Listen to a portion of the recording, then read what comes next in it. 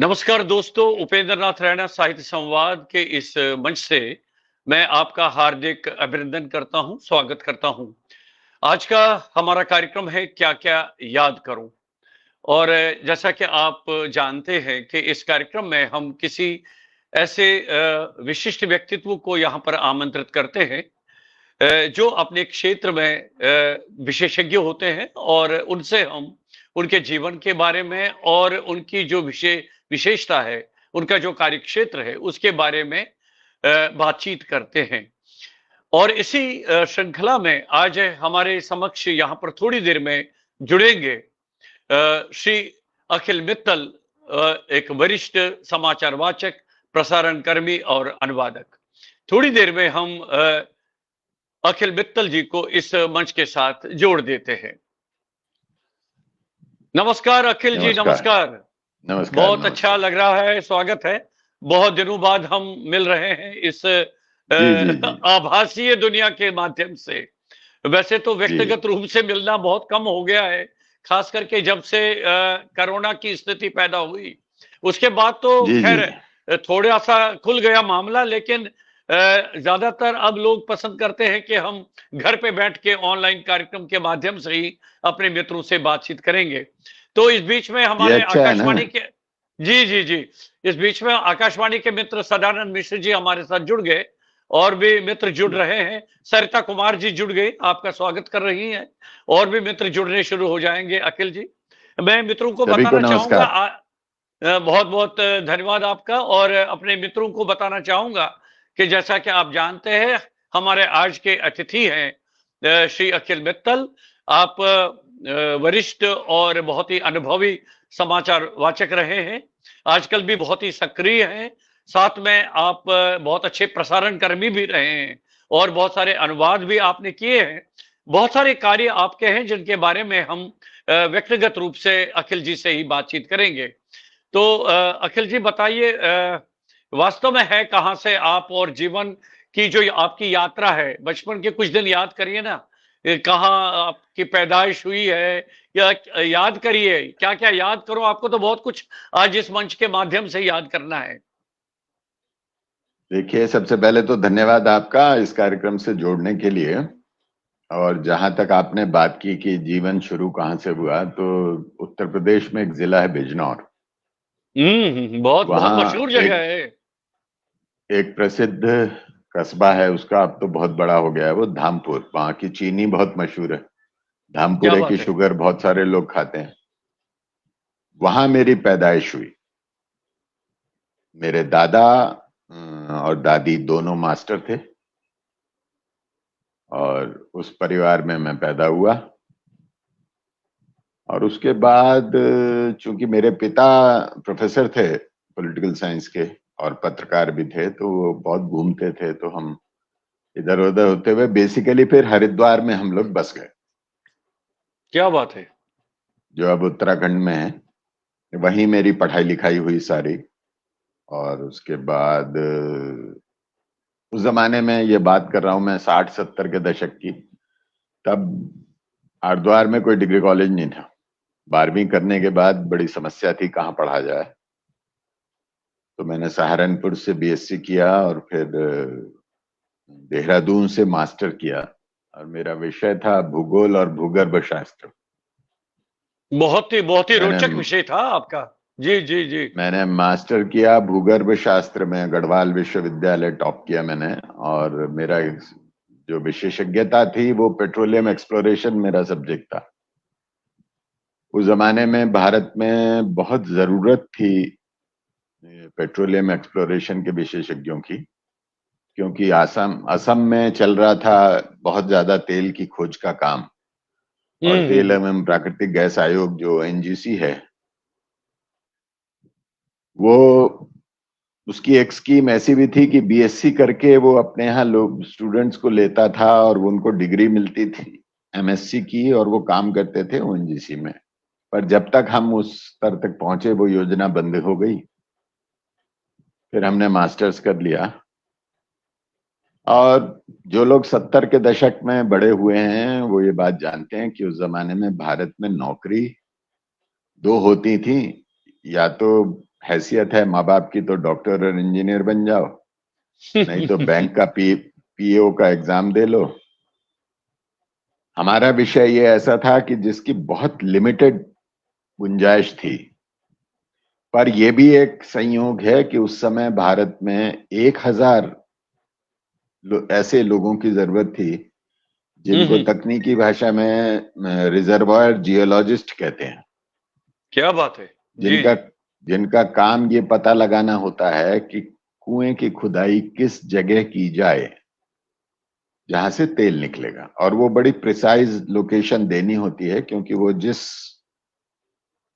Drill में जो bit लगता है जिससे खुदाई होती है वो हीरे का बिट होता है, और उस जमाने में वो एक बिट 1 करोड़ रुपए का आता था। तो अगर गलत चट्टानों में खुदाई हो जाएगी तो वो बिट टूट जाएगा। और पूरे भारत में 5 यूनिवर्सिटीज में ये विषय पढ़ाया जाता था तब, और मुश्किल से 100 लोग भी नहीं निकलते थे हर साल। पर खैर हम नौकरी के लिए अपना थोड़ा जूझते रहे, और इस बीच हमने सोचा कि जो भी नौकरी मिल जाए वो कर ली जाए, क्योंकि एक मध्यम वर्गीय परिवार था। पिता हमारे पत्रकार थे, माँ टीचर थी, और सबसे बड़ी बात यह कि इतना पढ़ लिखने के बाद नौकरी न मिलना कितना फ्रस्ट्रेशन देता है, ये बहुत सारे लोग समझ सकते हैं। बिल्कुल सही बात है। तो बस ऐसे ही यहाँ तक जीवन पहुंच गया। और जब पढ़ाई लिखाई हुई उस जमाने में डिबेट का बहुत शौक था, क्योंकि घर में पढ़ने लिखने का माहौल था। माता पिता दोनों टीचर थे और साथ में पिता पत्रकार थे। तो मतलब हमारे जीवनचर्या में भोजन हो न हो, स्कूल हो न हो, रोज अखबार पढ़ना अनिवार्यता थी। बहुत बढ़िया, बहुत अच्छा। जी जी जी। मतलब इस बात पे मार पड़ जाती थी कि आज का अखबार नहीं पढ़ा। तो वो एक अनिवार्यता थी, और उस तरह से पढ़ने लिखने का शौक रहा। फिर मुझे डिबेटिंग का बहुत शौक था,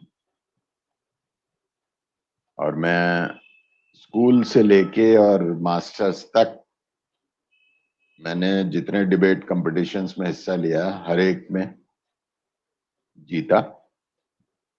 तो डिबेटिंग बहुत शौक था मेरा, शायद तो फिर वही ये आगे चल के काम। फिर ये आकाशवाणी में आप तो सबसे पहले उद्घोषक अनाउंसर के रूप में आए, तो ये विचार कैसे बना आपका? माशाल्लाह आपकी आवाज तो शुरू से बहुत बढ़िया रही है, जिसको हम रेडियोजेनिक वॉइस कहते हैं। तो उद्घोषक के लिए तो ये उपयुक्त थी, लेकिन ये ख्याल कैसे आया आपको? ये कोई ख्याल नहीं आया, बिल्कुल संयोग है। मैंने कभी नहीं चाहा, क्योंकि मेरे पिता पत्रकार थे, इसलिए मेरा कभी भी ये शौक नहीं था कि मुझे पत्रकारिता करनी है। और रेडियो का तो कोई सवाल ही नहीं था, रेडियो का मेरा कोई अनुभव नहीं था। बस एक ही अनुभव था कि जब मैं देहरादून में पढ़ता था, मास्टर्स कर रहा था, तब आकाशवाणी नजीबाबाद खुल चुका था। और वो उस वक्त भारत में 100 किलोवाट का ट्रांसमिशन करने वाला शायद एक ही 2 स्टेशन थे। गंगानगर में था एक, नजीबाबाद में था। बिल्कुल सही बात है। जी जी। तो आकाशवाणी नजीबाबाद की टीम हमारे कॉलेज में आई, ओके। जी जी जी। और एक विषय पर वाद विवाद उन्होंने रखा, और वो मैंने उसमें मेरे को प्रथम पुरस्कार मिला। तो बस रेडियो से मेरा इतना परिचय था, और दूसरी बात यह थी कि रेडियो सुनने का शौक बहुत था। मतलब मेरी सारी पढ़ाई लिखाई एक कान में ईयरफोन लगा के हुई है, जिसमें रेडियो प्रोग्राम्स, नाटक, फिल्म, संगीत, मतलब रेडियो की सुनने की मैं श्रोता के रूप में मेरी दीवानगी इतनी थी कि आकाशवाणी दिल्ली से दिन में जो 1:10 पर जब समाचार समाप्त होते थे, उसके बाद एक 20 मिनट का प्रोग्राम आता था फिल्म संगीत का। बिल्कुल आता था। जी जी जी। और उसके प्रस्तुतकर्ता होते थे पुष्पा नटराजन, गुलशन, ये अपना उमेश अग्निहोत्री, वो जो पुराने अनाउंसर्स थे। गुलशन मधुर। तो बहुत बड़े नाम है उस ये। उस समय हमारी एक क्लास होती थी, तो उस प्रोग्राम को सुनने के लिए मैंने अपनी क्लास का समय बदलवा दिया। मैं स्टूडेंट यूनियन का लीडर था, तो जोर लगा के, क्योंकि मुझे वो प्रोग्राम सुनना होता था। इसी तरह से रात को हवा महल, और फिर जो कब्बन मिर्जा एक प्रोग्राम छाया गीत, एक छाया कार्यक्रम गीत आता तो था इस बात। वो तो हर घर में सुना जाता था, छाया गीत। तो वो सुनने का शौक था। और उर्दू मजलिस के जो कार्यक्रम थे, मरियम काजमी, शमीम जायसी, ये लोग जो थे, ये हमारे, जब हम बड़े हो रहे थे तो हमारे हीरो थे। क्या बात है। दूसरे, जी जी। क्योंकि पिता पत्रकार थे, इसलिए रेडियो, जो घर का बड़ा रेडियो था एक मर्फी का, वो न्यूज के टाइम पे चलता था। और वो मार मार के हमें न्यूज सुनवाई जाती थी।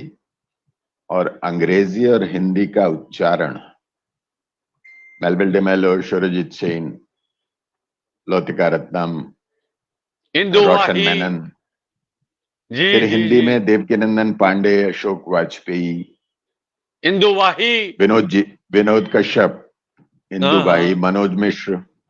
तो ये हम्म। आवाजें हमें सुनवाई जाती थी कि इनसे उच्चारण सीखो, कैसे हिंदी बोली जाती है। क्या तो बात वो है। एक घर का माहौल था। बाकी इसकी, ये कभी स्वप्न में भी नहीं था कि आकाशवाणी में कोई करियर बनेगा। जब हम खाली बैठे थे, कोई नौकरी इधर उधर से हाथ नहीं लग रही थी, तो आकाशवाणी नजीबाबाद में उद्घोषक की रिक्ति निकली, और वो रोजगार समाचार में एक विज्ञापन छपा, लोक सेवा आयोग का, उत्तर प्रदेश जी लोक, जी। वो स्टाफ सिलेक्शन कमीशन होता था एक, हम्म। एसएससी, जी जी जी। उसका विज्ञापन निकला। तो मेरी माँ ने मुझे वो कटिंग दी कि तुम ये कर दो। तो मैंने बड़ी, मतलब वितृष्णा के साथ ये कहा, मैं इतना पढ़ लिख के 425 रुपए की नौकरी करूंगा। हाँ, उन दिनों तो सैलरी कितना हुआ करती थी, इतनी हुआ करती थी। तो पर मेरी माँ ने मुझे समझाया कि बेटा, खाली बैठने से दिमाग खराब होता है, तुम ये कर लो, अपने फील्ड में कोशिश करते रहना, निकल जाना। तो हम इलाहाबाद चले गए। इलाहाबाद में रिटन टेस्ट हुआ। हाँ, तब प्रक्रिया उल्टी थी। पहले नजीबाबाद में स्वर परीक्षा हुई। हाँ हाँ, उसमें ऑडिशन हुआ करीब था पहले आपका। 20-25 लोग थे जो सब रेडियो में काम कर रहे थे, कैजुअल। मैं अकेला व्यक्ति था जिसको कोई तमीज नहीं थी कि माइक के सामने कितनी दूरी पे खड़ा हुआ जाता है। उस टेस्ट में मैंने टॉप किया, और उसके बाद इलाहाबाद गए, वहां लिखित परीक्षा हुई, और अगले दिन वहां इंटरव्यू था। और इंटरव्यू बोर्ड के चेयरमैन थे सैयद जहूर कासिम, जो उन दिनों जो महासागर मंत्रालय बना था, भारत का पहला एक्सपेडिशन जो अंटार्कटिका गया था, उसके नेता थे। वो उत्तर प्रदेश लोक सेवा आयोग के अध्यक्ष थे, और एक जाकिर हुसैन कॉलेज के कोई प्रोफेसर थे, और एक शिव कुमार शर्मा करके आकाशवाणी नजीबाबाद के स्टेशन डायरेक्टर थे। स्टेशन डायरेक्टर, बिल्कुल सही बात है। तो इंटरव्यू हुआ मेरा। तो पहला सवाल यही था कि आपकी तो योग्यता ऐसी है कि आप यहाँ कहाँ आ गए इंटरव्यू देने। ये आपका क्षेत्र तो अलग, लाइन तो अलग थी आपकी। मैंने कहा जी, नौकरी मिल नहीं रही, इसलिए आया हूँ। और तो वो कासिम साहब बोले कि अगर हम आपको रख भी लें और फिर आपको आपके क्षेत्र की नौकरी मिल जाएगी, तो आप छोड़ के चले जाएंगे। तो मैंने कहा सर माफ करें, मैं तो अगर अभी यहाँ से बाहर निकलूं और बाहर निकलते ही मुझे कोई दूसरी अच्छी मेरी वाली नौकरी मिल जाए, तो मैं यहीं से चला जाऊंगा। ये अच्छा मेरा तरीका कोई है। मोह नहीं है आकाशवाणी के प्रति, ना कोई जी। अटैचमेंट है। तो बोले कि, मैंने कहा वैसे मैं, अगर आप माफ करें तो एक बात पूछना चाहता हूं कि आपने जीवन में हमेशा प्रगति के लिए नौकरियां छोड़ी, बदली होंगी। मैंने कहा आप इतने सचिव के पद से रिटायर हुए हैं, उसके बाद इस पद पर हैं, तो ये तो जीवन का क्रम है, तो होना ही चाहिए। सही बात है। तो काफी खैर बातचीत हुई। तो शर्मा जी फाइनल एक साहब थे, वो बोले मुझसे आपको फाइन आर्ट्स के बारे में तो कुछ पता ही नहीं है। मैंने कहा जी मैं तो फाइन आर्ट का मतलब इतना ही जानता हूं कि हिंदी में ललित कला कहते हैं इसको, इसके अलावा कुछ नहीं जानता। तो बोले कि फिर आप रेडियो में कैसे काम करेंगे? मैंने कहा जी मैंने करीब 10-15 साल रेडियो सुना है, तो मुझे राग मल्हार तो गाना नहीं होगा शायद माइक पे बैठ के। मुझे तो यही कहना होगा कि राग मल्हार सुनिए, इसके बोल ये हैं, विलंबित ये है, द्रुत ये है, ताल दादरा है, और ये एलपी पर लिखा होता है जो उस जिससे पर हम लिखा है बजे। वही तो कहना है। अच्छा। और मैंने कहा इतनी पढ़ाई लिखाई मैंने कर ली है कि वो एलपी पढ़ सकता हूं मैं और पढ़ के बता सकता हूं। तो बोले नहीं, आपका लेख तो हमने देखा, आपने एक निबंध लिखा है, उसमें उसकी वजह से आपने टॉप किया, आपके पास विचार भी है और भाषा भी है। मैंने कहा मेरे ख्याल से आकाशवाणी में यही दो चीज चाहिए। तो शर्मा जी बोले कि आप कब ज्वाइन कर सकते हैं? मैंने कहा सर यहाँ से एक इलाहाबाद पैसेंजर गाड़ी जाती है, आप भी उसी से आए और उसी से जाएंगे, मैं भी उसी से आया हूँ उसी से जाऊंगा। सुबह 4 बजे नजीबाबाद उतर लेंगे वहां और ज्वाइन ज्वाइन कर कर लेंगे। लेंगे। अच्छा। तो बोले इतनी भी जल्दी नहीं है, पर खैर हो गया इंटरव्यू। तो तब तक मैं इतने इंटरव्यू दे चुका था कि मेरी एक आदत हो गई थी कि जब सब कुछ हो गया तो मैंने कहा सर अगर आप लोगों को आपत्ति ना हो तो एक प्रश्न मेरा है। बोले क्या? मैंने कहा मैं कब तक इस गलतफहमी में रहूं कि ये नौकरी मुझे मिलेगी। क्या बात है, क्या बात है। अच्छा। तो बोले कि हम जल्दी ही आपका भ्रम तोड़ देंगे। मैंने कहा जी धन्यवाद।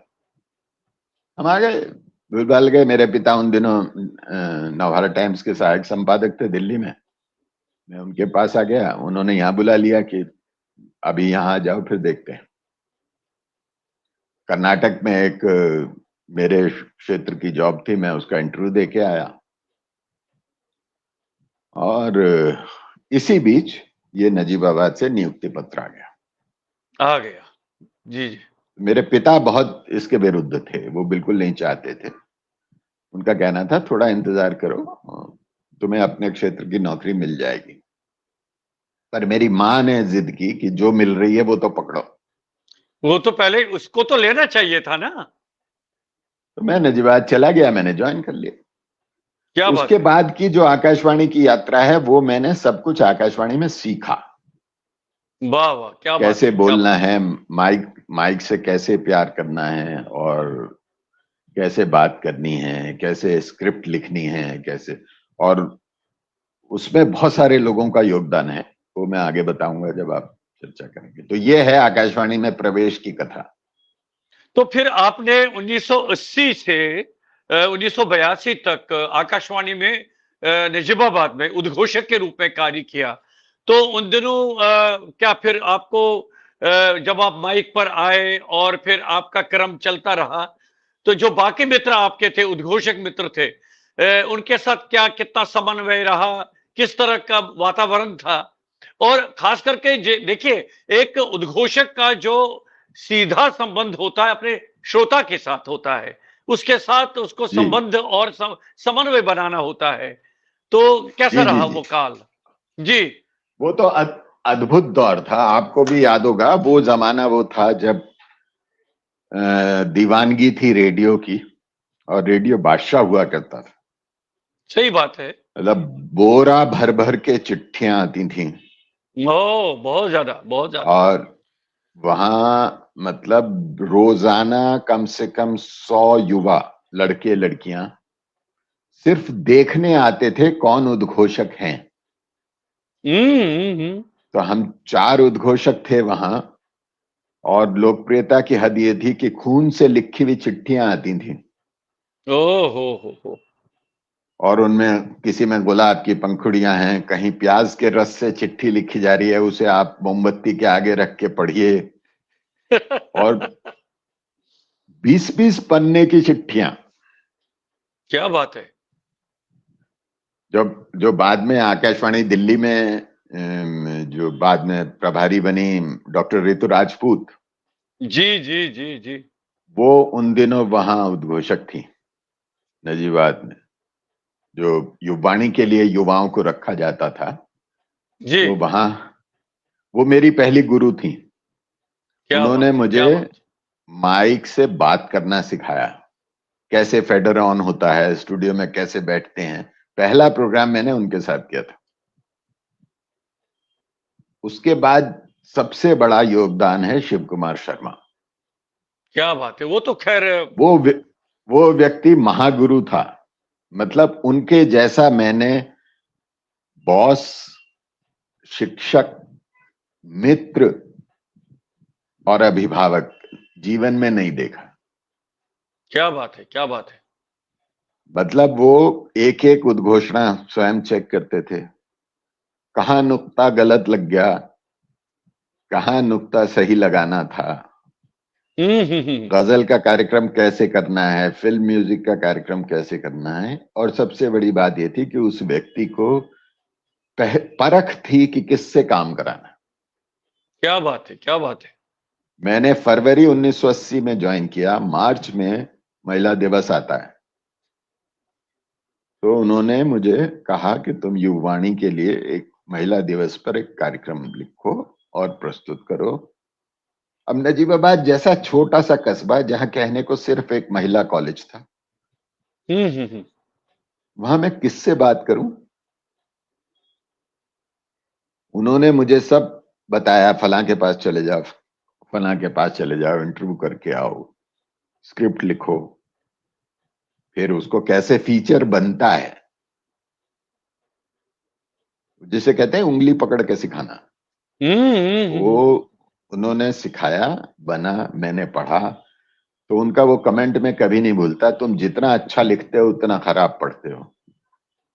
अच्छा, ओ। ये ए, पहली प्रतिक्रिया माशा थी उनकी। माशाल्लाह, आपकी आवाज तो बहुत सुंदर थी, बढ़िया थी, रेडियो के लायक थी ना।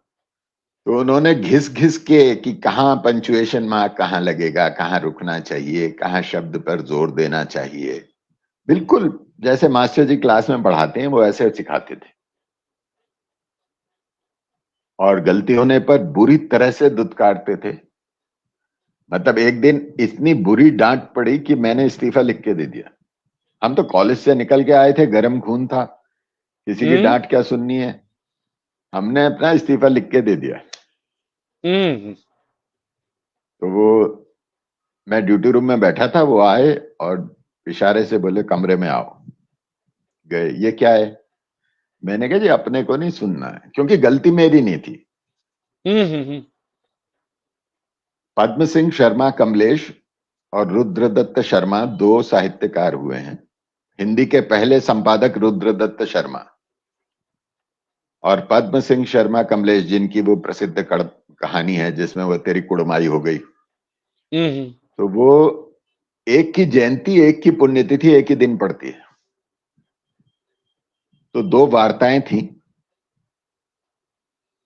और हमारे जो साहित्य के हिंदी वार्ता के पैक्स थे उनकी मेहरबानी से पद्म सिंह शर्मा पद्मदत्त हो गए और रुद्रदत्त पद्म सिंह हो गए।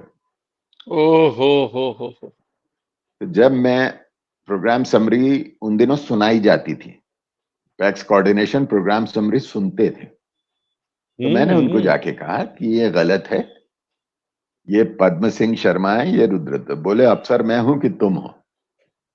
अच्छा, ओके।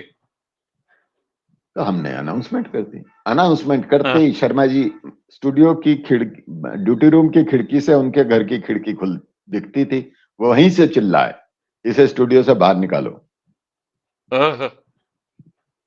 अगले दिन मीटिंग में बहुत झाड़ पड़ी, तुम्हें इतना नहीं पता, और मैंने, तुम्हें पता है अनाउंसर को 25% तनख्वाह आवाज की मिलती है, 75% दिमाग की मिलती है, तुम्हारा दिमाग कहाँ है। और मेरी बात सुनने को ही तैयार नहीं कि भाई मैंने तो किया ही नहीं ये। तो बाद में मैंने उनसे कहा कि, मैंने कहा सर ऐसे नहीं, अपने को सुनने की आदत है, तो कहीं और नौकरी कर लेंगे, मूंगफली बेच लेंगे, ये नहीं करेंगे। फिर उन्होंने समझाया प्यार से, चाय वाय पिलाई, बोले देखो एक सर ऑफिस का एक डेकोरम होता है, जिस अफसर का तुम नाम ले रहे हो उसको तो मैं अलग से देखूंगा, अच्छा। पर तुमको ये समझाना चाहता हूं कि अगर तुम कन्विंस्ड हो, तुम्हें पक्का है कि तुम सही हो, तो किसी की मत सुनो, अपने कन्विक्शन पर कायम रहो और करो। और उन्हीं की बदौलत मैं समाचार वाचक बना। तो ये क्योंकि समाचार वो, वाचक बनने का संयोग कैसे बना फिर? नहीं, ये संयोग ऐसे बना ना कि वो स्टेशन डायरेक्टर थे, आकाशवाणी जी जी। शिमला में न्यूज रीडर की पोस्ट निकली, और उन दिनों समाचार वाचक अनाउंसर्स से ही बनते थे। आकाशवाणी में जो लोग काम करते हैं, कॉपी राइटर्स और भी लोग, जो भी समाचार वाचक बनना चाहे वही अप्लाई कर सकता था, आम भर्ती नहीं होती थी। तो शिमला में वैकेंसी निकली। शर्मा जी शाम को घूमते हुए, मैं शहर में रहता था, आए घर पे फॉर्म लेके। उन दिनों हाँ मेरी शादी हो चुकी थी, मेरी बेटी हुई थी 2 दिन पहले। तो हम्म। शर्मा जी फार्म लेके आए कि तुम ये फॉर्म भर दो, साइन कर दो। अरे मैंने कहा सर, मैं अभी जुम्मा जुम्मा 1.5 साल की मेरी नौकरी हुई है, मुझे कौन न्यूज रीडर बनाएगा। तो वो इतना अधिकार रखते थे कि उन्होंने मेरे से कहा तुम चुप रहो, बस साइन करो। पूरा क्या फॉर्म बात। उन्होंने भरा, और हम उसके बाद इंटरव्यू आ गया टेस्ट का। तब तक शर्मा जी का ट्रांसफर हो गया था और वो जालंधर चले गए थे जोनल हेड होकर। तो उनका वहां से फोन आया, तुम शिमला पहुंचो। तब भी मेरे मन में ये था कि नहीं होगा। खैर हम शिमला चले गए। हम एक और मेरे साथी अनाउंसर थे, अश्विनी त्यागी। हाँ, आप तो दोनों मित्र वो, थे, अभी भी हैं। हाँ, जी जी। तो और कुमाऊनी के एक वो थे उद्घोषक, क्योंकि आकाशवाणी नजीवाद से कुमाऊनी का प्रसारण होता था, तो हम्म। मनोहर बर्थवाल, हाँ हाँ हाँ। हम 3 लोग शिमला चले गए कि चलो शिमला घूम क्या? आएंगे। वहां जाके टेस्ट दिया, तो वहां भी इंटरव्यू में यही हुआ कि आपकी तो क्वालिफिकेशन इतनी ज्यादा है और आप तो रुकेंगे हम्म। नहीं और आप तो चले जाएंगे। मैंने कहा जी मैं तो दिन रात कोशिश कर रहा हूं, मुझे मिल जाए मैं छोड़ जाऊंगा, ये मेरा कोई मोह नहीं है। तो खैर साहब, वहां हम उस समय करीब 70 लोग थे, और एक से एक धुरंधर अनाउंसर्स। मतलब आकाशवाणी गोरखपुर, लखनऊ, राजस्थान से, दुनिया भर से अनाउंसर्स आए हुए थे, पर हम चुन लिए गए। उसमें एक ही पोस्ट थी, और एक पोस्ट और थी जिसपे हमारे मित्र हरिचंदू चुने गए। हम्म। हम 2 लोग वहां चुने गए, और हमने आकाशवाणी शिमला में फिर ज्वाइन कर लिया। ज्वाइन कर। जी जी, समाचार वाचक के रूप में। 18 जनवरी 1982। 82 को फिर दिल्ली कैसे आना हुआ? वह दिल्ली, बस वो एक अजीब कथा है। मतलब हमें वहां से सरका दिया गया। आप बेहतर जानते हैं आकाशवाणी में और सरकारी दफ्तरों में जिस तरह के प्रपंच होते हैं, उस प्रपंच के तहत वहां किसी और की नियुक्ति होनी थी, और हमें मई के अंत तक, मैंने जनवरी में ज्वाइन किया और मई में 31 मई को मैं दिल्ली आ गया। पहले मुझे वहां से ट्रेनिंग पे भेज दिया गया दिल्ली, और वो मुझे बाद में पता चला कि वो ट्रेनिंग इसलिए थी कि दिल्ली वाले मुझे परख सकें कि मैं दिल्ली के लायक हूं कि नहीं। और उसके बाद मुझे चुपके से वहां से सरका दिया गया, लेकिन जिसे लेकिन मैं अपना सौभाग्य मानता वही वही हूं। मैं मेरे लिए वही बहुत आपसे बड़ा। सुनो सुनिए अखिल जी, यही जानना चाह रहा हूं कि आपको तो उसको वरदान के रूप में लेना चाहिए था हाँ, कि बिल्कुल दिल्ली में बिल्कुल। आकर, है ना? तो कौन कौन थे उस समय समाचार वाचक जिनके सानिध्य में आपने काम किया? मैं आपको बता रहा हूं ना कि 1 जून 1982 को मैं आकाशवाणी दिल्ली में हिंदी समाचार कक्ष में दाखिल हुआ। तो वहां एक वृद्ध से सज्जन बैठे थे, उनको मैंने नमस्कार किया और कहा कि मैं ऐसे ऐसे आया हूं शिमला से, मेरा यहाँ ट्रांसफर हो गया।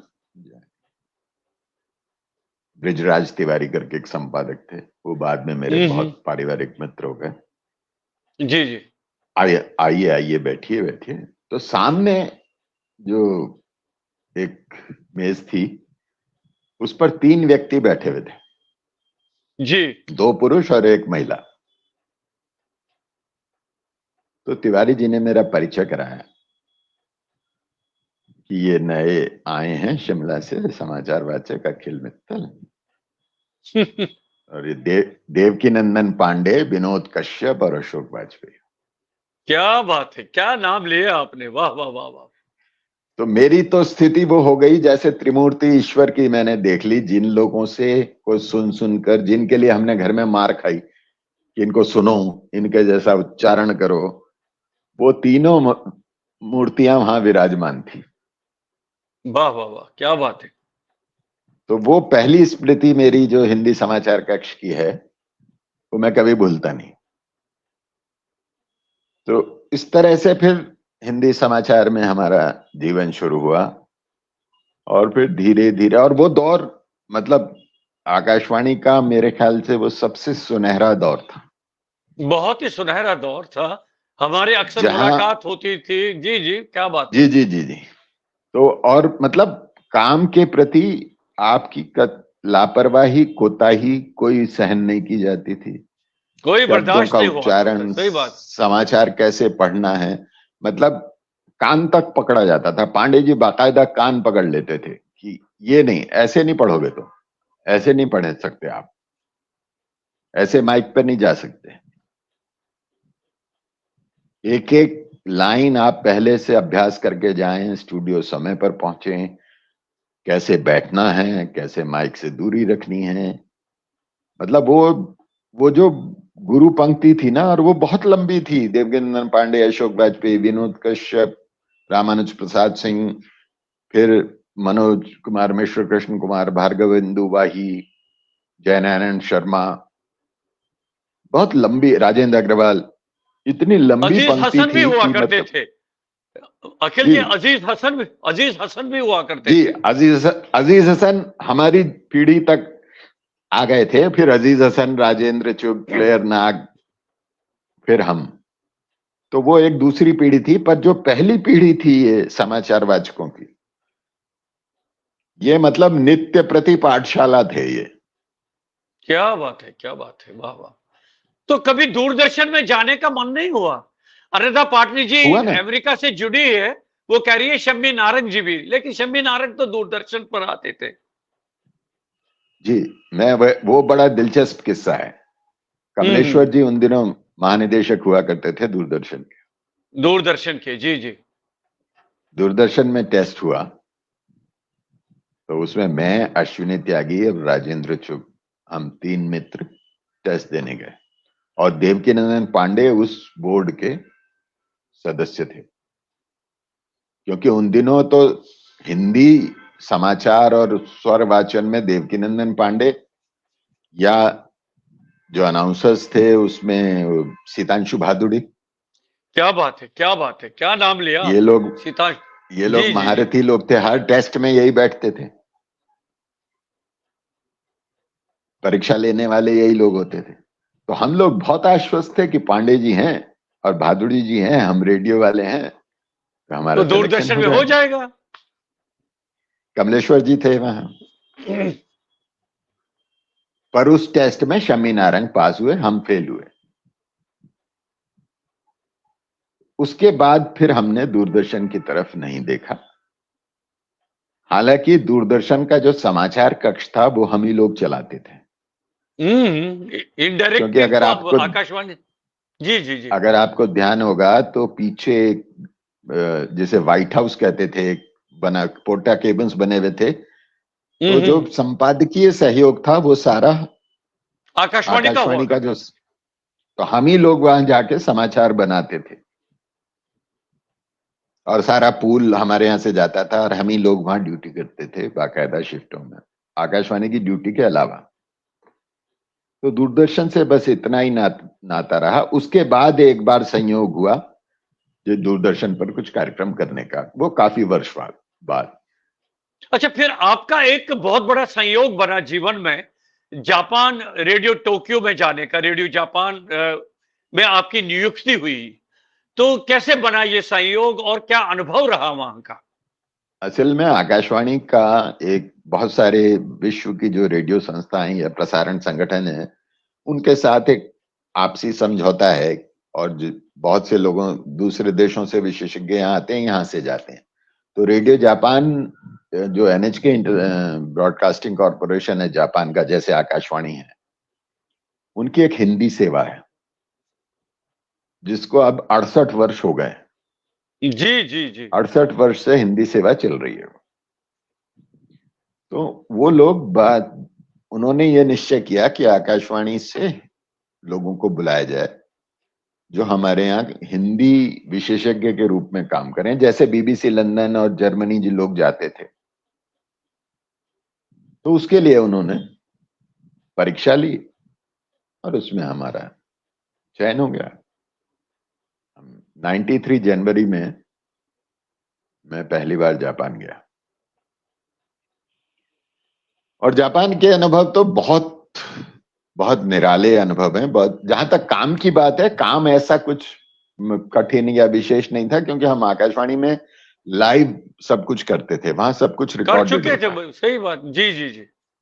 वहां सब कुछ रिकॉर्डेड, दिन भर में एक 10 मिनट का बुलेटिन, एक 10 मिनट का कार्यक्रम।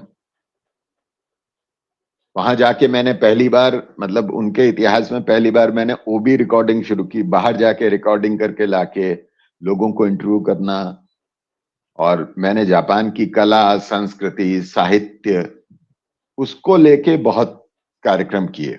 जैसे जापान का जो कथा साहित्य है, खासतौर पर जो लोक साहित्य है, वो अद्भुत है। अद्भुत है, बहुत वो ही रिच है। जी जी जी जी। बहुत समृद्ध है। तो वो मैंने कहानियां, वो अंग्रेजी में अनुवाद कराते थे, फिर मैं हिंदी में करता था, और वो कहानियों की एक मैंने श्रृंखला शुरू की। और जैसे हमारे यहाँ रामायण, महाभारत, इस तरह के एपिक हैं, तो जापान में एक माना जाता है कि एक कथा है उनकी, गेंजी की कहानी। गेंजी नाम का एक व्यक्ति था, और उस कहानी के माध्यम से पूरा जापान का इतिहास कवर हो जाता है। वहां के रजवाड़े, वहां के सामंत, वहां की पूजा परंपराएं। वो महाकाव्य है, महाग्रंथ है। वो काव्य नहीं है, कथा है वो। तो उसका एक संक्षिप्त संस्करण मैंने अनुवाद किया। और क्या बात एक है, बहुत।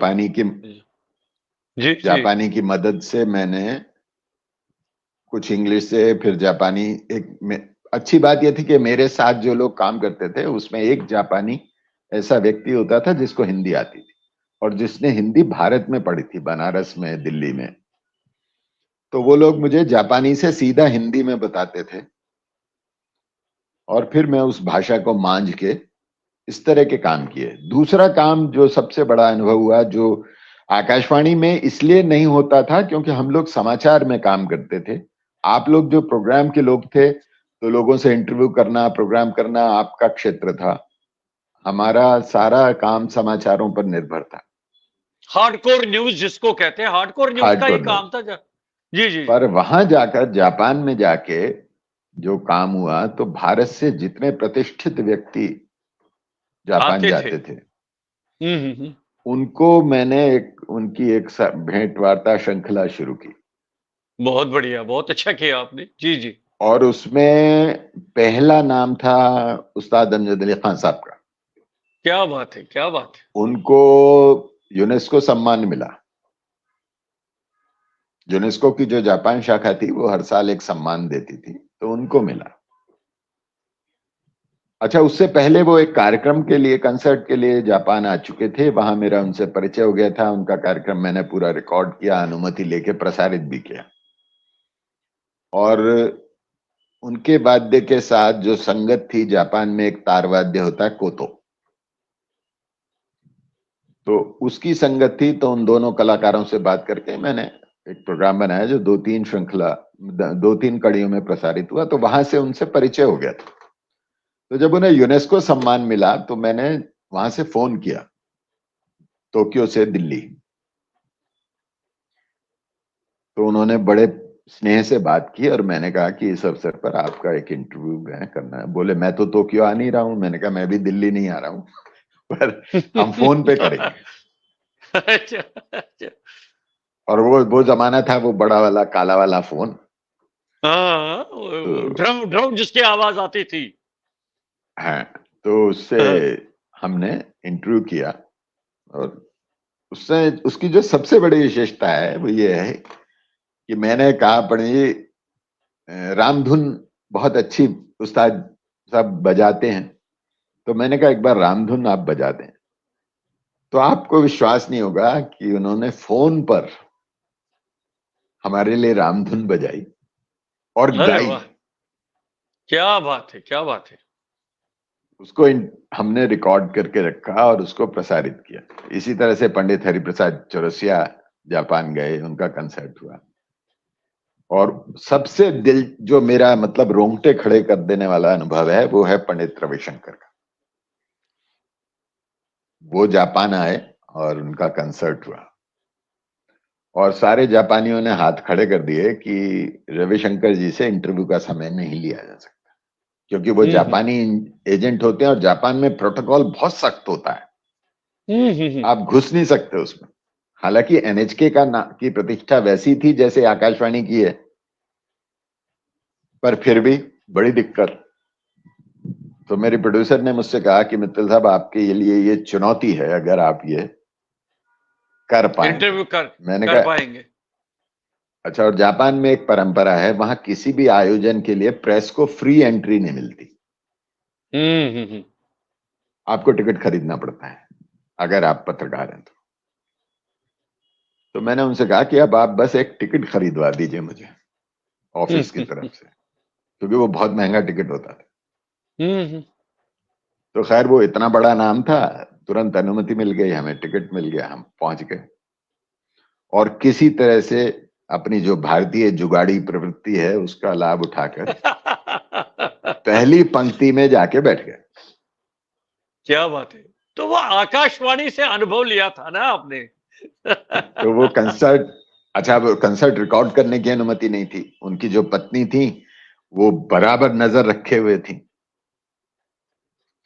संयोगवश उस महफिल में हम कुल 3 भारतीय थे। एक राजदूत साहब थे, एक सज्जन और थे, और एक मैं था। तो जब कंसर्ट खत्म हो गया और लोग उठ के जाने लगे, तो मैंने धृष्टता दिखाते हुए आगे बढ़ के पंडित जी का चरण स्पर्श कर लिया। ओह, क्या बात है। और इससे पहले कि उनकी पत्नी मुझे हटाती, मैंने उनसे कहा मैं आकाशवाणी से आया हूं। क्या बात है। तो वो बोले, पत्नी को इशारा करके, कि इनको रोको। तो उसके बाद ग्रीन रूम में गए, वो मुझे बुलाया गया, मैं गया तो परिचय दिया, ऐसे ऐसे ऐसे। क्या चाहते हो? बोले क्या चाहते हो? मैंने कहा मैं ऐसे ऐसे आजकल यहाँ काम कर रहा हूँ, और ये बड़ी चुनौती मुझे दी गई है कि मैं अगर आपसे इंटरव्यू का समय मिल जाए। तो उनकी पत्नी बोली सुबह 7 बजे आ सकते हैं आप? हम्म, 15 मिनट के लिए आप होटल आ जाइए। मैंने कहा हम्म। आप बोलो, मैं 5 बजे आ जाऊंगा, मैं तो रात को होटल में ही सो जाऊंगा। क्या बात है। मैंने भाग के अपने प्रोड्यूसर को बताया कि भैया ऐसे ऐसे हो गया है, तुझे चलना है तो चल, सुबह 7 बजे पहुंचना है।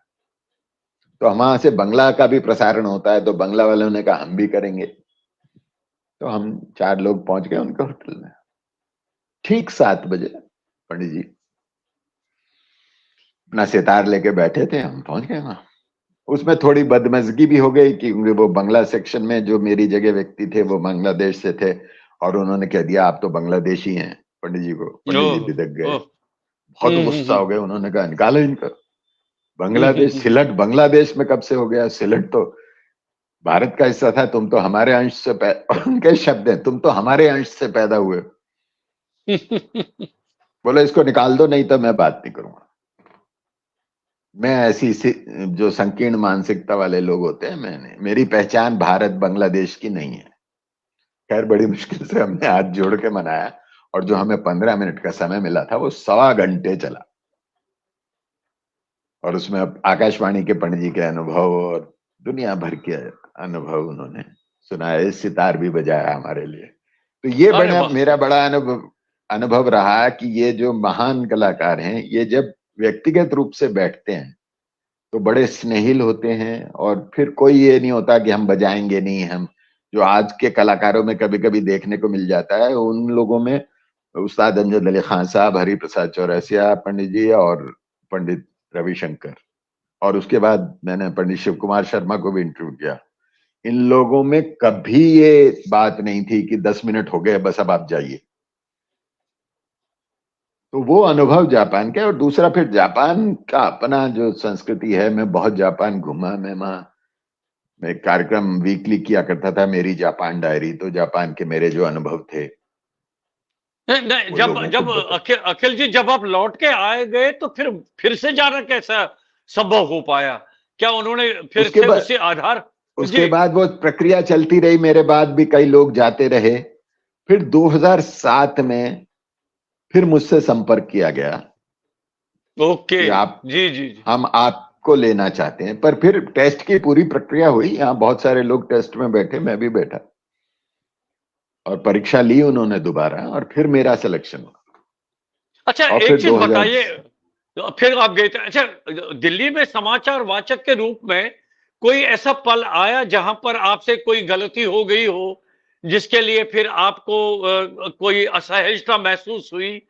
देखिए, कभी कभी एक प्रसारण कर्मी को गलती भी होती है ना, क्योंकि आपको माइक पर आना होता है, वो भी लाइव। तो कभी कुछ ऐसी परिस्थितियां बनी क्या? ये बहुत बात, मतलब ये मेरे रिटायरमेंट से 1 आध साल पहले की बात है। मेरा सौभाग्य है कि वाचन में मुझसे कभी कोई ऐसी भूल नहीं हुई, क्योंकि मेरी जो ट्रेनिंग थी, जैसा मैंने आपको शुरू में बताया ना, मैंने कभी बिना अभ्यास के मैं स्टूडियो नहीं गया, कभी देर से नहीं गया। मेरा नियम था कि मैं 5 मिनट पहले, चाहे मेरे पास समाचार मेरे हाथ में हो या ना हो, मैं 5 मिनट पहले जाके माइक पर बैठ जाता। क्योंकि मेरा हमेशा से ये मानना था कि वो जो, जिसको अंग्रेजी में एक शब्द है ना, एक्लेमेटाइजेशन, आप जिस वातावरण में बैठने वाले हैं उसका अभ्यास बहुत जरूरी है। आप जब कमरे में होते हैं तो बहुत सारे लोग बात कर रहे हैं, इधर से कोई बुला रहा है, उधर से, तो बहुत ज्यादा आपका भटकाव होता है। मेरा यह मानना है कि स्टूडियो में बैठना एक ध्यान की अवस्था है। उसमें आपका पूरा ध्यान उस वक्त उस कागज पर लिखे शब्दों पर होना चाहिए। और ये हमने अपने गुरुओं से सीखा। इसलिए कभी, मतलब मुझे ऐसा नहीं याद पड़ता कि कभी इस बात के लिए मुझे मेमो मिला हो, या मुझे अपने आप से ये हुआ हो कि मैंने गलत पढ़ दिया। गलत पढ़ा तो तत्काल क्षमा कीजिए, इसे फिर से सुन लीजिए और उसको वहीं सुधारा। क्योंकि मेरे 2 तरीके थे। आप जानते हैं सारा समाचार अनुवाद होता है हिंदी समाचार में, अंग्रेजी में कॉपी बनती है उसका। तो मेरा नियम था कि मैं अंग्रेजी का समाचार कॉपी पहले पढ़ता था,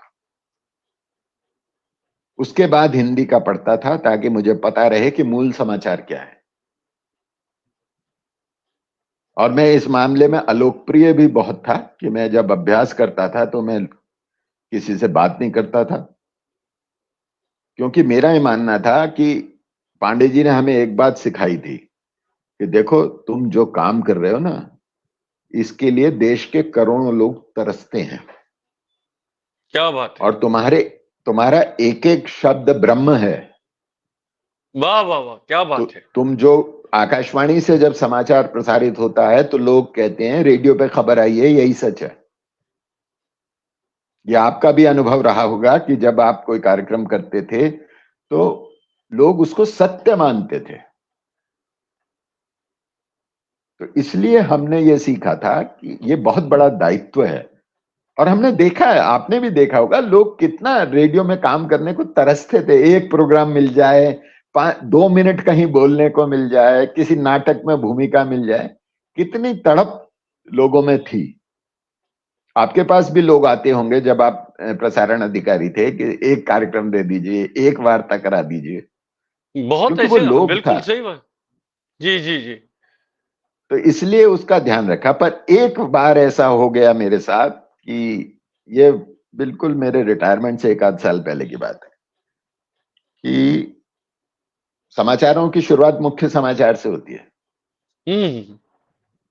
तो मुख्य समाचार देर से आए या बदल गए, कुछ हुआ, तो स्टूडियो में मेरे पास कुछ भी मुख्य नहीं था, समाचार मुख्य समाचार नहीं थे, बाकी सारे थे। जिसको उसके बाद हेडलाइंस जैसे हम ही, कहते हैं, हेडलाइंस जी जी, जिसको तो कहते हैं। जैसे ही वो लाल बत्ती, जो जिसे हम खतरे की घंटी कहते थे, वो जली, तो एक आदमी भागता हुआ स्टूडियो में आया और उसने मेरे हाथ में एक कागज दिया, और मैंने पता नहीं किस उसमें वो कागज हटा के दूसरी साइड तरफ में रख दिया ओहो, अच्छा अच्छा अच्छा, और समाचार पढ़ना शुरू कर दिया। वाह, क्या बात। पूरा बुलेटिन पढ़ दिया मैंने, और मुझे तुरंत ये एहसास हो गया कि मैंने मुख्य समाचार नहीं पढ़े।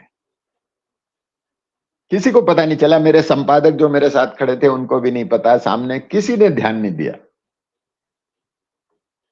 बुलेटिन खत्म हुआ, मैं कमरे में आया, मैंने आके प्रभारी संपादक से कहा कि भैया जी, आज तो बहुत बड़ी गलती हो गई, आज हेडलाइन गई नहीं। बोले नहीं, आपने तो, अच्छा, एक ऐसा वो बन गया था कि लोगों को लगता था इनसे तो गलती होगी नहीं, तो बोले ये नहीं नहीं, आपने पढ़ी है।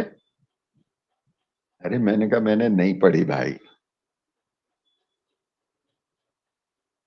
उसके बाद एक मेरा दायित्व भी था, क्योंकि तब तक मैं मुख्य समाचार वाचक हो चुका था, तो मुझे लगा कि ये बड़े शर्म की बात है। तो मैंने स्वयं फोन करके एडीजी को सुबह ही सुबह फोन किया। बता दिया। अरे बोले सुबह सुबह सुबह क्या हो गया, बुलेटिन तो अच्छा था तुम्हारा, सुन तो लिया, अब और क्या चाहिए। मैंने कहा सर पूरा सुना बुलेटिन। बोले हाँ, शुरू से आखिर तक मैं तो पूरा सुनता हूँ। किसी को ध्यान में नहीं है ये। मैंने कहा कुछ मिसिंग नहीं था। बोले नहीं। मैंने कहा सर आज हेडलाइन नहीं गई। व्हाट डू मीन हेडलाइन नहीं गई। मैंने कहा मैंने पढ़ी नहीं हेडलाइन। क्यों नहीं पढ़ी। अब वो एकदम अफसर ही जाग गई, क्यों नहीं पढ़ी। मैंने कहा जी देर से मिली थी और पता नहीं किस उसमें वो गत्ता साइड में चला गया, और तो अब आपको क्या सजा दी जाए। मैंने कहा जो चाहे ना, मेमो दे दीजिए। नहीं नहीं, मेमो मेमो क्या देना। मैंने कहा जी मैंने एक माफीनामा लिख के आपके कमरे में रख दिया है, क्योंकि हमें शर्मा जी ने एक बड़ी दिलचस्प बात सिखाई थी कि जब भी गलती हो जाए, हमने उस जमाने में साइक्लोस्टाइल होता था, तो साइक्लोस्टाइल करा के रख रखा था, भूल के लिए खेद है, भविष्य में अधिक सावधानी रखेंगे। ये और साइन करके क्या दे बात देते है। थे। शर्मा जी कहते थे जिसने माफी मांग ली उसे कोई सजा नहीं। सजा नहीं। अच्छा अखिल जी ये बताइए, आकाशवाणी में आपकी और भी एक अहम और प्रमुख भूमिका रही है कमेंटेटर के रूप में। जितने भी बहुत बड़े राष्ट्रीय कार्यक्रम हुआ करते थे उनकी आपने कमेंट्री भी की है। उसका क्या अनुभव जी रहा है आपका। ऐसा तो नहीं लग रहा किसी ने कहा आप तो समाचार पढ़ रहे हैं, आप तो कमेंट्री नहीं बता रहे हैं। तो आपको कुछ ऐसा सुनने को मिला। ये मेरा सौभाग्य होगा कि शायद नहीं मिला। मैंने पहली बार कमेंट्री की 2003 में, और सीधी रिपब्लिक डे, गणतंत्र दिवस की पहली कमेंट्री थी मेरी। उससे पहले मैंने कोई कमेंट्री नहीं की थी। और मुझे कोई एहसास भी नहीं था। मैंने नॉर्मली आपको कमेंट्री करने के लिए पहले अपनी आवाज की रिकॉर्डिंग देनी होती है, फिर एक कमेटी होती है जो उसको अप्रूव करती है। मेरे साथ ऐसा कुछ नहीं हुआ। मैं ऐसी किसी प्रक्रिया से नहीं गुजरा, और मेरा दूर दूर तक कोई ख्वाब नहीं था कि मुझे कमेंट्री करनी है। मैं कॉरिडोर में जा रहा था, आप जानते हैं हमारी एक अधिकारी थी नौरीन नकवी। जी जी जी, महानिदेशक रही है आकाशवाणी की। हाँ जी जी। तो वो उन दिनों दिल्ली स्टेशन की डायरेक्टर थी। तो उन्होंने, सामने से मैं जा रहा था, सुनो। हाँ जी, क्या कर रहे हो। मैंने कहा जी कुछ नहीं, बुलेटिन है, न्यूज पढ़ने जा रहा हूँ। उसके बाद आना, कमरे में आना। चले गए। वो कुछ समय के लिए समाचार विभाग में काम कर चुकी थी। जब ये एफएम शुरू हो रहा था, तो न्यूज कैसे जाएगी उसके कोऑर्डिनेशन के लिए उनको वहां भेजा गया था। तब मैं उनका सहायक, कैसे न्यूज रूम में काम होता है, ये सारा काम मुझे सौंपा गया। तो उनसे उतना वो था कि हम खुल के बात कर सकते थे। तो बोली मैं चाह रही हूं कि इस बार तुम गणतंत्र दिवस की कमेंट्री करो। मैंने कहा मैंने कभी की नहीं है और मुझ पर यह आरोप सहज लगेगा कि मैं न्यूज पढ़ रहा हूं। बोले बदलो अपना, आरोप की क्या बात है, आरोप तो लगाने के लिए होते हैं ना। मुझे नहीं पता, तुम तैयारी कर लो। और मैंने कहा पर वो तो उसकी तो कोई प्रक्रिया होती है। मैंने कहा अब टेस्ट वेस्ट नहीं दे रहा मैं कोई। बोले टेस्ट वेस्ट कुछ नहीं होना, तुम बस तैयारी रखो, तुम्हारा नाम जा रहा है। और हो गया। और आप जानते हैं 23 जनवरी को वो रिहर्सल होती है, ग्रैंड रिहर्सल होता ग्रैंड है उसका, रिहर्सल। Final rehearsal. जी जी जी। पर मैंने उससे पहले ये किया, क्योंकि हफ्ता भर पहले से ही अभ्यास शुरू हो जाते हैं, तो मैं सुबह ही चला जाता था राजपथ पे, जो अब कर्तव्य पथ है। और वहां घंटों खड़े रहकर मैं वो अभ्यास देखता था सुबह के कोहरे में। क्या बात है, क्या बात है। मतलब 10 दिन तक मैं लगातार वहां जाता रहा। वहां क्या एक्टिविटी है, कैसा माहौल है, क्या वो जो लोग परेड का अभ्यास कर रहे होते थे उनके जवानों से बात करता था, उनके कमांडर से बात करता था। उसकी जो टर्मिनोलॉजी है, उसने क्या पहन रखा है, क्या है ये हैट कैसा है, टोपी कैसी है, पगड़ी कैसी है, इसका क्या नाम है, ये राइफल का क्या नाम है, ये सारा मैंने वहां ग्राउंड पे खड़े होके पूछ पूछ के सीखा 10 दिन। रिहर्सल हुई और वो रिहर्सल पर बाकायदा पूरी कमेंट्री होती है, वो रिकॉर्ड हुई। रिकॉर्डिंग होती है उसकी, जी जी। तो उसके बाद 24 तारीख को सुनवाई होती है, भरी महफिल में सारे लोग बैठते हैं। और मैं बिल्कुल, मेरी मानसिक रूप से तैयारी थी कि एक आ जाएगा कि भाई नहीं ये इन्होंने अच्छी नहीं करी, ये तो न्यूज जैसी लग रही है, इनको हटा दो। मैं इस मानसिक तैयारी से गया था, क्योंकि मेरा जीवन में एक वो था कि मैंने कभी सफलता को गारंटी नहीं माना। मेरे हमेशा इस बात के लिए तैयार रहा हूं मैं जीवन में कि पहले असफलता आएगी। रिजेक्शन हमेशा स्वीकार था मुझे। क्या बात है, क्या बात है। मैंने कभी ये नहीं माना कि मैं संपूर्ण हूं और मुझे कोई रिजेक्ट नहीं कर सकता। तो बस ऐसी कोई बात हुई नहीं, जनरल हुई। 2-3 चीजें उन्होंने बताई मुझे कि एक तो ये ध्यान रखिए कहाँ से आपको शुरू करना है, और वो मार्कर है, मार्कर का ध्यान रखिए, जहाँ की वहां तक आ जाएगी। उसके बाद बोलिए, आप थोड़ा जल्दी बोल देते हैं, थोड़ा और ठहर कर बोलिए, क्योंकि वो आपस में आपका तो कोऑर्डिनेट। न्यूज का, समाचार का स्पीड था ना वो, इसीलिए। जी हाँ, जी। थोड़ा ठहर कर बोलिए। दूसरा, आपस में बात कीजिए, 2 कमेंटेटर्स एक दूसरे से इंटरेक्ट कीजिए, अलग अलग खांचे में मत करिए। ये सब बातें हुई, पर पढ़ने और बोलने के ऊपर कोई आपत्ति नहीं हुई। वो मेरी पहली कमेंट्री थी। और वो एक दिव्य अनुभव होता है, आपने भी अनुभव किया होगा कि मतलब आप जब वहां उस केबिन में बैठे हैं और राजपथ और सामने अथाह भीड़, और जब एक बार आपके दिमाग में आ जाता है कि कितने लोग मुझे सुन रहे होंगे इस वक्त, और तो वो पूरे एक भारत दायित्व, में, पूरे पूरे विश्व में आपको सुन रहे थे। तो वो एक दायित्व भी होता है, एक आह्लाद भी होता है, उसमें थोड़ी घबराहट भी होती है, वो सब कुछ होता है। पर चूंकि अब आप माइक पर इतना काम कर चुके होते हैं कि उसके बाद वो रहता नहीं है। उसके बाद तो मैंने संसद भवन में के आर नारायणन राष्ट्रपति बने, उनकी पहला संसद भवन यात्रा, बजट, संसद में जो बजट सत्र होते हैं, जब बजट पेश होता है तब कई बार वहां से कमेंट्री की। कृष्णकांत उपराष्ट्रपति थे, उनका निधन हुआ, उनकी शव यात्रा, स्वतंत्रता दिवस में लाल किले से कमेंट्री की। श्रीवर्धन कपिल थे साथ में, उनके साथ मैंने कमेंट्री की है। तो फिर तो आखिरी कमेंट्री मैंने 2016 में गणतंत्र दिवस की जिस साल में रिटायर हुआ। कमेंट्री बहुत की है हमने। और आपको याद होगा, एक किस्सा मैं आपको याद दिलाना चाहता हूं। जब बहुत जवानी के दिनों में, आप भी बहुत युवा थे और नए नए शायद दिल्ली आए थे, शर्मा जी स्टेशन डायरेक्टर थे दिल्ली के, और एस के हम लोग शर्मा। ने जी, शिव कुमार शर्मा, जो बाद में एसआईटी चले गए थे। तो एक धारावाहिक प्रसारण हो रहा था, भारत एक खोज और विश्व इतिहास की झलक। नेहरू जी की पुस्तकों का।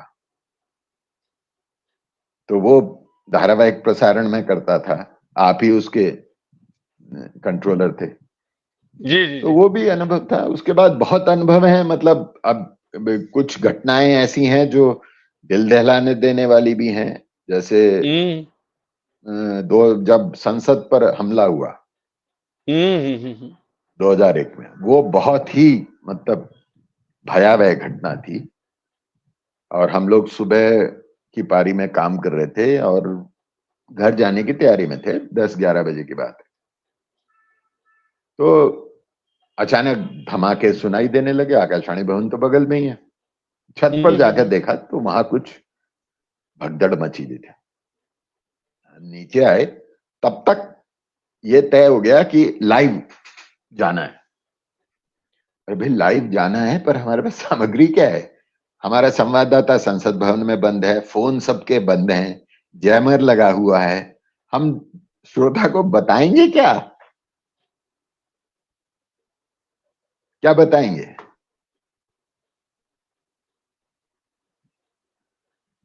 तो समय हो गया रहना जी क्या?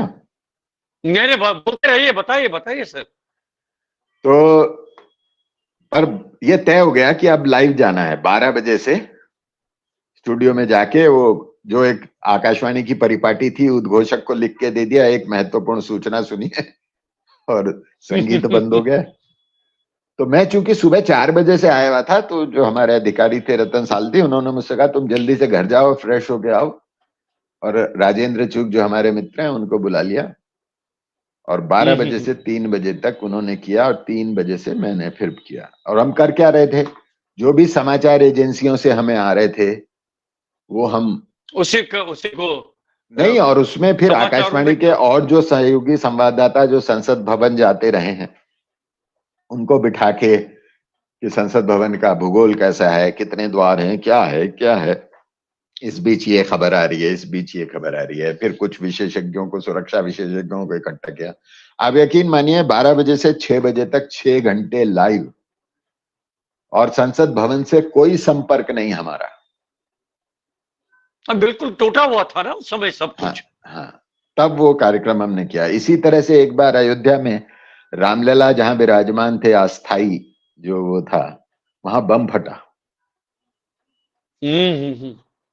और मैं ज्यादातर सुबह की पारी में काम करता था, तो 9-10 बजे निकल रहा था, तो एक साथी हमारे आए, अरे कहाँ जा रहे हो, चलो स्टूडियो चलो।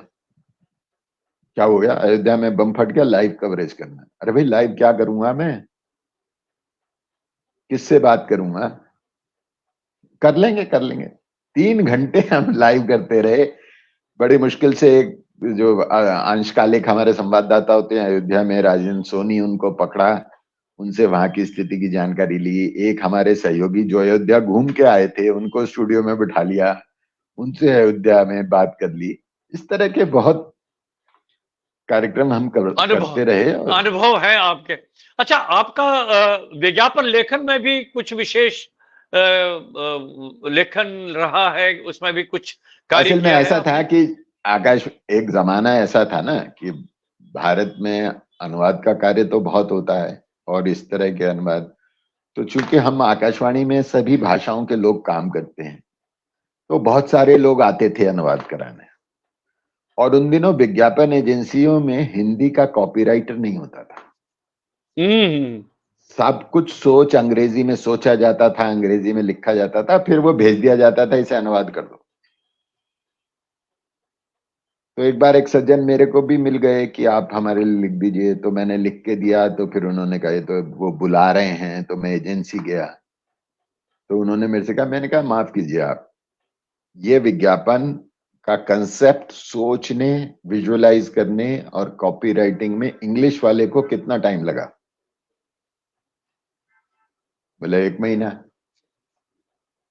और मैंने कहा वो जो आपका इंग्लिश का कॉपीराइटर है, वो पूरी प्रक्रिया में आपके साथ था।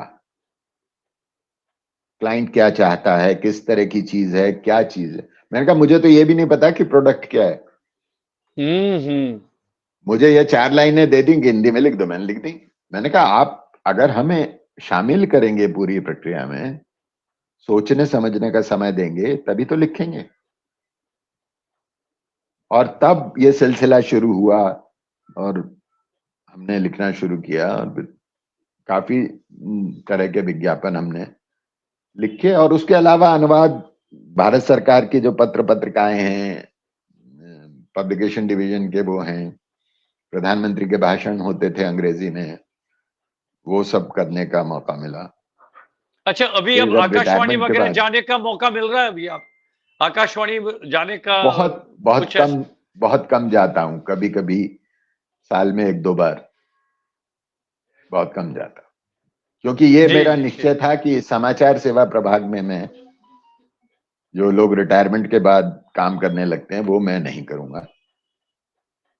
मुझे बहुत लोगों ने, मेरे साथियों ने चाहा कि मैं वहां काम करूं, पर मैंने नहीं किया। दूसरा, वैसे भी इतने साल नौकरी करने के बाद अब किसी नियम में बंध के काम करने की इच्छा नहीं थी। बहुत बढ़िया, बहुत अच्छा। अच्छा, और क्या रुचियां रही है आपके जीवन में? ये तो प्रोफेशनल हो गया, ये तो रोजी रोटी होता, लेकिन संगीत है, कला। जी, घूमना है, संगीत सुनना है, नाटक देखने जाना है, वो सब कुछ किया। घूमना फिरना बहुत किया, विदेश में भी घूमते हैं। अब हमारी बेटी न्यूजीलैंड में रहती है, तो हर साल हम वहां जाते हैं घूमने। यही सब है। बाकी अपना अभी भी थोड़ा बहुत दिनचर्या में काम भी शामिल है, क्योंकि जो जापान में जहां मैं काम करता था, NHK इंटरनेशनल, अब उन लोगों ने मेरे साथ, वो अभी भी मेरे साथ जुड़े हुए हैं और उनके लिए मैं कंटेंट राइटिंग का काम करता हूँ। बहुत बढ़िया, बहुत अच्छा। वेबसाइट तो और ये सब है उसकी। जी जी जी।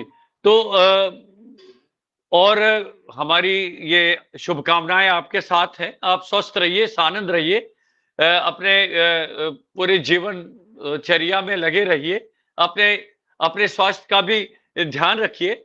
लेकिन अंत में आपसे जरूर 2-3 मिनट उस पर बात करना चाहूंगा। हमारी जो आज की युवा पीढ़ी है, वे ज्यादा रुचि रखते हैं, या तो वो रेडियो से प्रसारण कर्मी बने, उद्घोषक बने, समाचार वाचक बने, या किसी भी टेलीविजन चैनल में न्यूज रीडर का काम करना चाहते हैं। तो उनके लिए कुछ नसीहत या 2 शब्द आप कहना चाहेंगे, जो मार्गदर्शन उनको फॉलो करना चाहिए, जिसका ध्यान रखना चाहिए उनको विशेष रूप से? देखिए रैना जी, आप भी जानते हैं, मैं आपका स्वयं का बहुत लंबा अनुभव है इस क्षेत्र में, और मैं अभी भी बहुत सारे ऐसे विद्यालयों, महाविद्यालयों से जुड़ा हुआ हूं, जहां लोग मुझसे ये पूछते हैं ट्रेनिंग के लिए। और ये 2-3 बातें बड़ी बुनियादी सी हैं कि किसी भी मीडिया में, चाहे वो रेडियो हो, टेलीविजन हो, अखबार हो, काम करने के लिए कुछ बुनियादी, जैसे कहते हैं ना, अहर्ताएं, आवश्यकताएं हैं, होती हैं। वो ये है कि एक तो आप अपने आंख कान खुले रखें, आपके आसपास क्या हो रहा है। मतलब ये सौभाग्य कहिए, दुर्भाग्य कहिए, कि ये जो क्षेत्र है, इसमें काम करने वाला जैक ऑफ ऑल ट्रेड, जो अंग्रेजी में कहा जाता है ना, हरफन मौला होना चाहिए। उसको हर विषय का थोड़ा थोड़ा ज्ञान होना चाहिए। आज तो बहुत सुविधा है, आपके पास गूगल है, इंटरनेट है, हर चीज। सोशल मीडिया पड़ा है आपके पास पूरा? नहीं, मतलब सारी जानकारी आपके स्क्रीन पर है। हमने जिस दौर में काम किया, उस दौर में तो कुछ भी नहीं था। जैसे मैं आकाशवाणी में समाचार में, मेरा नाम था, ये मृत्युलेख विशेषज्ञ हैं, जिसे ऑबिचुरी राइटर कहते हैं ना। किसी भी बड़े व्यक्ति की मृत्यु हो जाए तो ऑबिचुरी मैं लिखता था। और वो कैसे शुरू हुआ? सबसे पहले मैंने अमृता प्रीतम का निधन हुआ, तो मैं ऑफिस में ही था और खबर आई, तो मैंने एक 10 लाइन का एक राइटअप लिखा श्रद्धांजलि के रूप में। वो पहली बार समाचार में श्रद्धांजलि का प्रसारण वहां से शुरू हुआ। उसके बाद तो मुझसे लोग कहते थे कि आप हर विषय पे लिख लेते हैं। पंडित रविशंकर की डेथ हुई, अमरीश पुरी की डेथ हुई, ऋषिकेश मुखर्जी,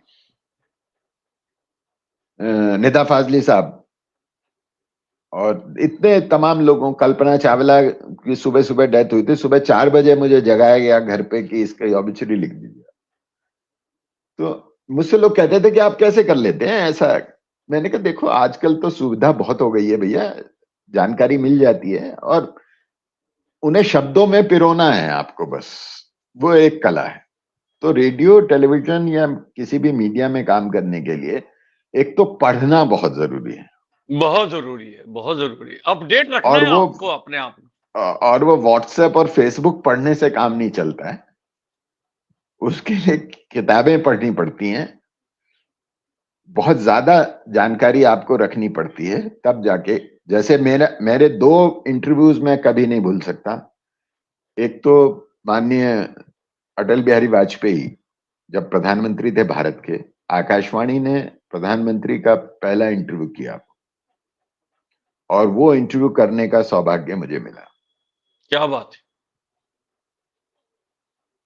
2004 का साल था, चुनाव होने वाला था, मई का महीना था,